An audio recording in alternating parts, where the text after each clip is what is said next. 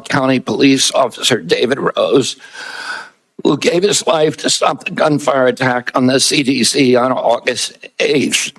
Officer Rose was a veteran. He was a husband and the father of 2 children. Officer Rose's widow, whom I visited, is expecting their 3rd child. I'd like Officer Rose's family to know that he remains in our prayers and that he will continue to be in our thoughts. Let me start with the big picture. Under President Trump's leadership, we at HHS are enacting a once-in-a-generation shift from a sick care system to a true healthcare system that tackles the root causes of chronic disease. Chronic disease has reached crisis proportions in our country. And finally, we have an administration that is taking action. The MAHA report assessment, which the White House released in May, was the first government analysis of the key drivers of childhood chronic disease: ultra-processed foods, chemical exposures, physical inactivity, and over-medicalization. This month, we will follow with the MAHA report strategy, the Trump administration's solution for addressing each cause. At HHS, we haven't just been writing reports. We have been the busiest, most proactive administration in HHS history. In just half a year, we've taken on food dyes, baby formula contamination, the grass loophole, fluoride in our drinking water, gas station heroin, electronic cigarettes, drug prices, prior authorization, information blocking.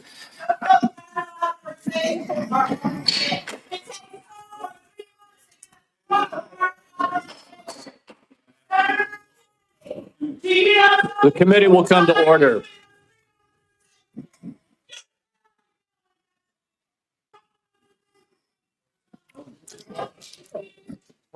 I apologize to you for that outburst, Secretary Kennedy. I would notify everyone else in the audience. Comments from the audience are inappropriate. If there are any further disruptions, the committee will recess until the police can restore order. Mr. Secretary, please proceed. As I was saying, prior authorization, information blocking, and healthcare interoperability. We're ending gain-of-function research, child mutilation, and reducing animal testing. We are addressing cell phone use in schools, excessive screen time for youth, the lack of nutrition education in our medical schools, sickle cell anemia, hepatitis C, the East Palestine chemical spill, and many, many others. At FDA, we are now on track to approve more drugs this year than at any time in history. I'm also proud to say that HHS under President Trump is doing more with less. We have taken measures to fight waste, fraud, and abuse. Just by eliminating duplicative enrollments in CMS, we are saving taxpayers $14 billion a year. Meanwhile, we are expanding access for people who need it. We are ending racist diversity, equity, and inclusion practices and instead focusing on aiding low-income and vulnerable families, regardless of their race, which was the original intent of Title X. We're also pouring $1 billion into Head Start and the Administration for Children and Families. Compassion need not be the casualty of efficiency. I'd like to highlight some issues that have not gotten media attention. First, we are doing our part to fulfill the President's commitment to stop human trafficking, especially of children. We inherited a terrible humanitarian crisis from the previous administration with its open border policies, which allowed the appalling loss of 476,000 unaccompanied children. We have implemented policies now to ensure that that appalling tragedy can never happen again. We have knocked on 82,000 doors and located 22,000 of those children.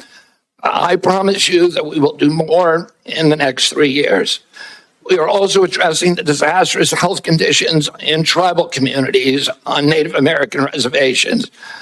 I've met face-to-face with tribal leaders in dozens of communities and tribes in Alaska, Arizona, Idaho, New Mexico, and elsewhere. and I look forward to making HHS resources more available to those communities. One of the most significant initiatives under President Trump is the Rural Health Transformation Fund, part of the president's big, beautiful bill, which will provide the greatest investment of federal money into rural health care in history. Finally, I would like to address the recent shakeups at CDC. These changes were absolutely necessary adjustments to restore the agency to its role as the world's gold standard public health agency with the central mission of protecting Americans from infectious disease. CDC failed that responsibility miserably during COVID, when its disastrous and nonsensical policies destroyed small businesses, violated civil liberties, closed our schools, caused generational damage in doing so, massed infants with no science, and heightened economic inequality. And yet all those oppressive and unscientific interventions in any country in the world.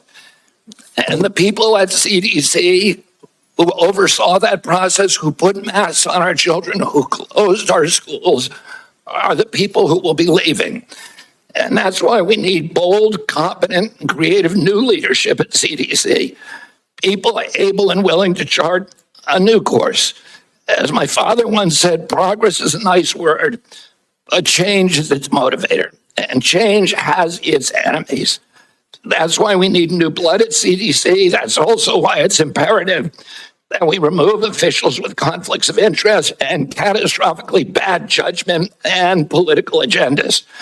We need unbiased, politics-free, transparent, evidence-based science in the public interest. Those are the guiding principles behind the changes at the CDC, and that is what you can expect all across our agency for the next 3 years.